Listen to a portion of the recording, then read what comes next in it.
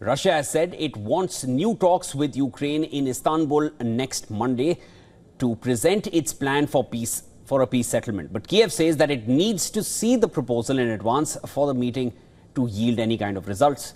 Diplomatic efforts to end the three-year conflict have accelerated in recent months, but Moscow has repeatedly rejected calls for an unconditional ceasefire and shown no signs of scaling back its demands. Ukraine also has rejected a three-day ceasefire that Russia had proposed.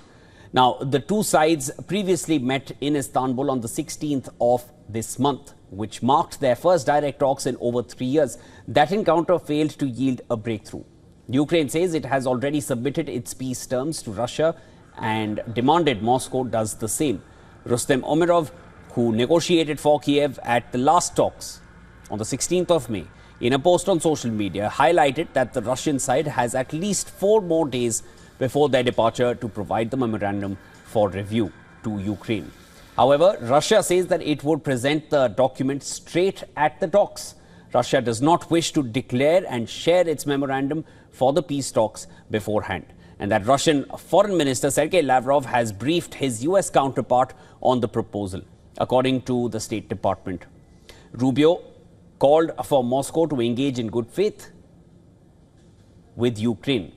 Rubio reiterated US President Donald Trump's calls for constructive good faith dialogue with Ukraine as the only path to ending this war. This as the two sides continue to trade waves of massive aerial strikes.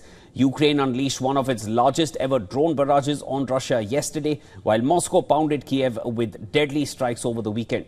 Trump, who has been pushing for a peace deal, said that he was very disappointed at Russia's deadly bombardment during the negotiating process, but rebuffed calls to impose more sanctions on Moscow.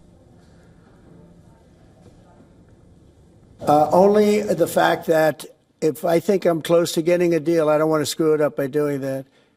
Let me tell you, I'm a lot tougher than the people you're talking about, but you have to know when to use that. If I think it's going to hurt a deal, this isn't my war. This is Biden's war, Zelensky's war, and Putin's war. This isn't Trump's war.